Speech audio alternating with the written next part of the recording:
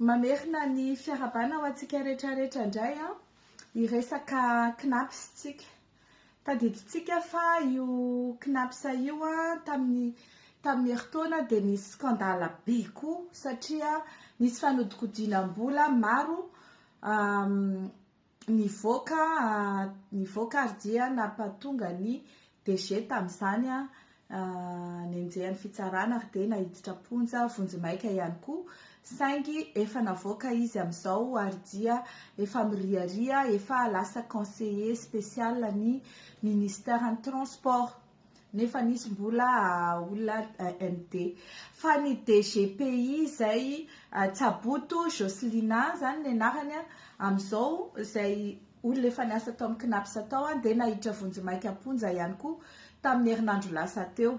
Ninay tsy niresana mihitsy moa io resaka io noho ny antony anankiroa satria izahay mbola nanadiady tsara inona ny antony hitazomana anazy aponja satria izahay tsy mpanao avocat du diable ary faharoa inona marina izany resaka hoe famoaham-bola tao amin'ny knapsa izay tsy nekeny izany ka izao zany zavatra misy io madama Joselina Tsaboto io rehefa natao DG par intérim ny knapsa dia voalohany indrindra aloha olona hafa no tianjareo atao DG definitive ao izay olon-dravatomanga ihany koa.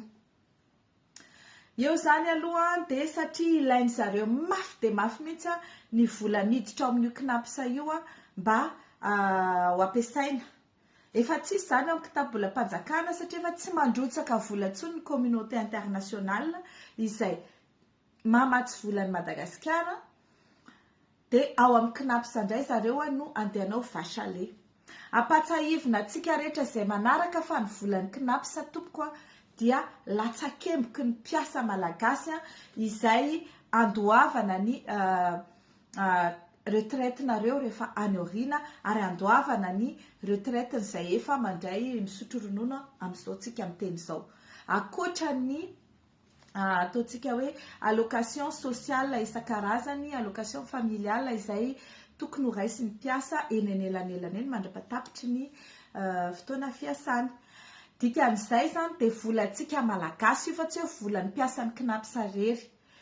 Kanefa dia tadiavin'ny Ravatomanga sy ny tropony satria dia lazaiko hatrany fa Ravatomanga no ambadika izao rehetrarehetra izao ary hitantsika fa nosoloana ny mpikambana tao amin'ny mpitsara izay ao amin'ny paka ary misy ny juge d'instruction sy ny doyen des juges d'instruction sy ny procureur izay nampimenimena ny rehetra ny fipetrahan'ireo olona anankiroa ireo. Zao zany dia fahitantsika sady fa manomboka miasa ho an'ny patron izy ireo ka dia voalohany nataony amin'izany dia ny fanagadrana fampidirana ponja vonjimaika. Ny atao hoe fanagadrana moa zany dia fanampidirana ponja. Ny atao hoe condamnation définitive dia fanamelohana fa rehefa miditra ny ponja ny olona dia fa migadra foana ny anaran'izay na vonjimaika io na définitive. Misy manko manakena hoe mbola tsy migadra izy fa mbola voadefa vonjimaika. Détention provisoire efa fanagadrana zany détention foana ny anarany. Fa dia any aponja ity madama ity amin'izao tsika amin'ny teny izao noho ny amboarina rehefa avy eo ilay soratra diso fa tsy maninona noho ny fisakana ny famoahana tsara-dalàna ny vola ao amin'ny knapsa. Tsy manaiky intsony io ramatoa DGPI ramatoa Joselina Tsaboto io ny hanomezana vola ny Madagascar Airlines ary tsy vitan'izay fa mbola notakiany ihany koa ny vola izay nampindramin'ny knapsa any MGH Airmad izay soloany Madagascar Airlines tena amin'izao amin'ny fampidinana ny orinasa dia efa mitaky izany izy dia efa nangataka heritaona ny MGH fa mbola tsy nandohatra amin'izao tsika amin'ny teny izao. Ny taky ihany koa izy ny vola izay nampindramina ny SMGD ao amin'ny commune na ao amin'ny CUA. Tsy mbola mandoa vola ireo orinasa ireo ary tsy manaiky izany ty DG Joselina ty ary dia mitaky.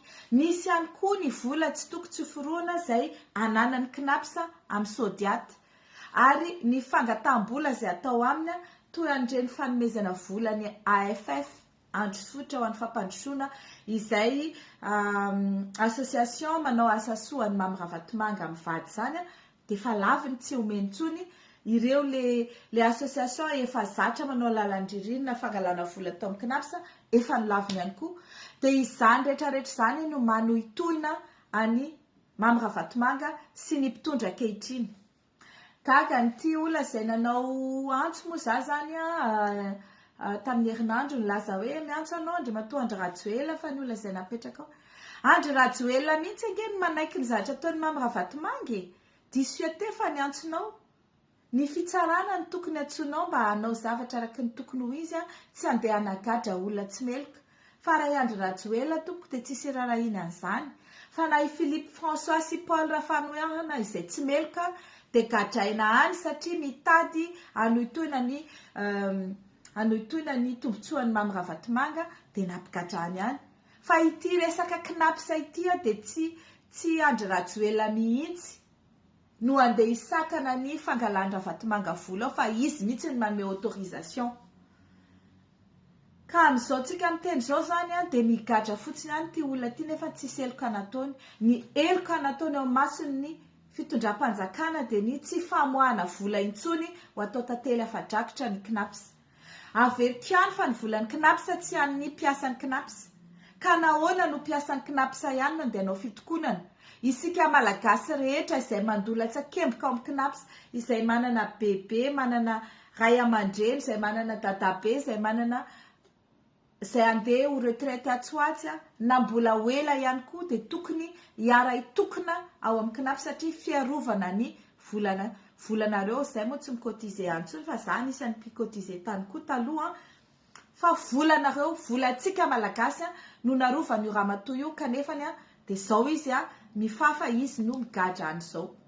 Ka dia hitokona zany ny KNAPS manomboka amin'ny zoma ho avy izao dia miantso ny syndika rehetra, ny syndika tarihan'ny Randram-Bao, ny syndika tarihan'ny SSM, ny syndika tarihan'ny KNAPS ihany koa sy ireo izay syndika ny secteur privé rehetra mba hitsangana hijoro hanotrona an'ireo mpiasan'ny KNAPS izay hanao fitokonana manomboka amin'ny zoma ho avy izao.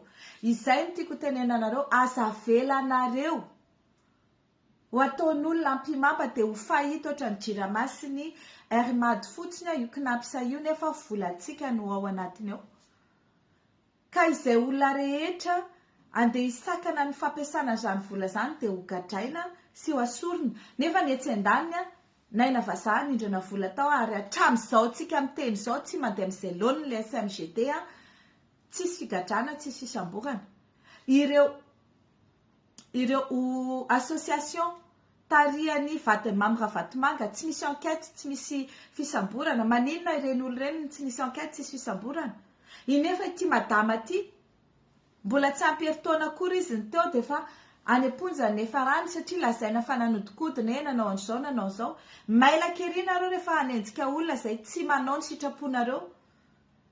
Voalaza ny lalàna mazava tsara fa afaka manao recrutement izy. Ary tsy ny recruter hoe nanao favoritisme izy fa nataony ara-dalàna izany recrutement izany ary misy miasa ara-dalàna ao amin'ny KNAPS. Fa ny recrutement ataony zareo ao amin'ny finance ao tsisy mijery. Ny recrutement ataony Mamy Ravatomanga mivady ao amin'ny finance ao tsisy mijery. Tokony voasambotra koa ny zareo amin'izany. Fa isika malagasy mihitsy no atsoko. Volantsika ny ao amin'ny KNAPS, latsakemboka nataontsika ny ao amin'ny KNAPS, vola tokony ho averina amintsika rehefa retraite ny ao amin'ny KNAPS. Nefa izao dia ho lany fotsiny ohatran'ny paiso akady ao dia ity olona mba nasany joro ity dia manampy azy zany izao ny mpiasan'ny KNAPS hoe kose tsy ekena izao zavatra mitranga izao satria io ramatoa io nandeha nitaky ny vola, nitaky ny fiara izay nampiasain'ny vadin'ny ramatoa ministry ny vola.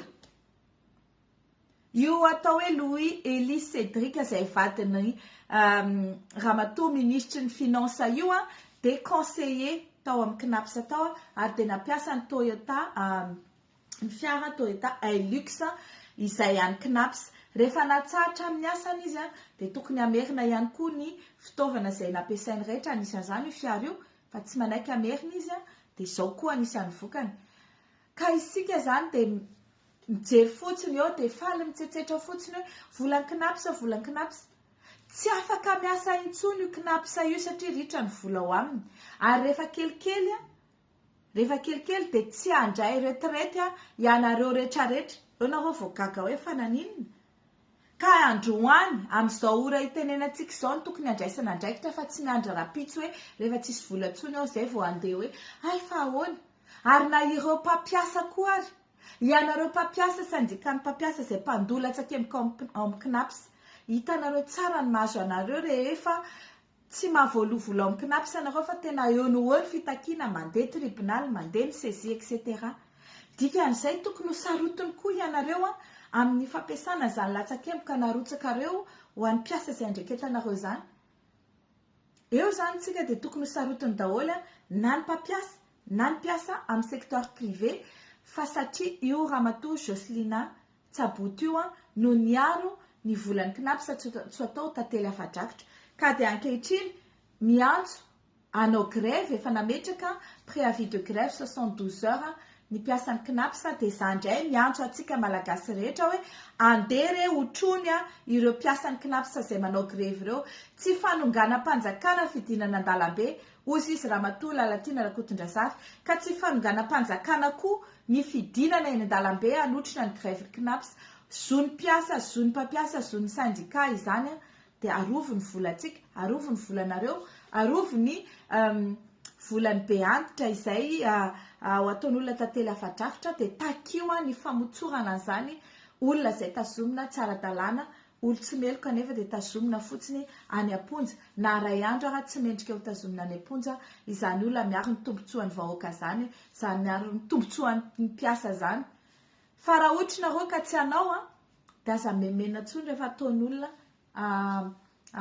tantely afa-drakotra ny vola ao ampiasapiasain'olona apindrapindra amina any amin'ny orinasa efa maty rehetrarehetra io ataon'zareo fanaovana asa soa sy campagne propagande eraky ny tanàna io nefa nareo mifofo volo mihitsiny rehefa ohatra ka tonga ny fotoana anaovana retraite ka tsy ampy na dia ataoko hoe ray volana fotsiny ihany arana na tsy ampy 2 volana ny cotisation nareo tonga dia tsy mahazo retraite. Izany anie ny zavatra mahazo e. Dia eo nareo rehetra varivariana eo dia tsisy mihetsika fa dia hoe dia migatra izany dia mampalahelo izany tsy vitany mitsetsetra, tsy vitany mampalahelo fa mila mandray andraikitra tokony hanotrona ireo mpiasan'ny kinapsa ireo ny olona rehetrarehetra amin'ny zoma. Izay ny antso ataoko fa dia itsika tsy miala, tsy diversion akoriny tsy ataontsika atao diversion amin'ny resaka tsy fananany Andry Rajoelina nationalité malagasy akoriny izao resaka kinapsa izao fa zavatra tsy maintsy ho nitenenina androany ka dia manentana ny malagasy rehetra tonga saina, izay tsy tonga saina moa dia efa velao any fa izay tonga saina rehetra oka mba handray andraikitra, oka mba hirahina dia miantso ny syndika rehetra ihany koa mba handray andraikitra mba hiaro an'ity madama ity Tsaboto Joselina ary hiaro ihany koa ireo mpiasan'ny kinapsa izay mety hiara-ny antson'izay rehefa mandeha io grève io. Izay ary ny fotoanantsika androany fa dia mametraka ny veloma mandra-piona mandra-piresaka ho antsika rehetrarehetra indray dia amin'ny andro manaraka.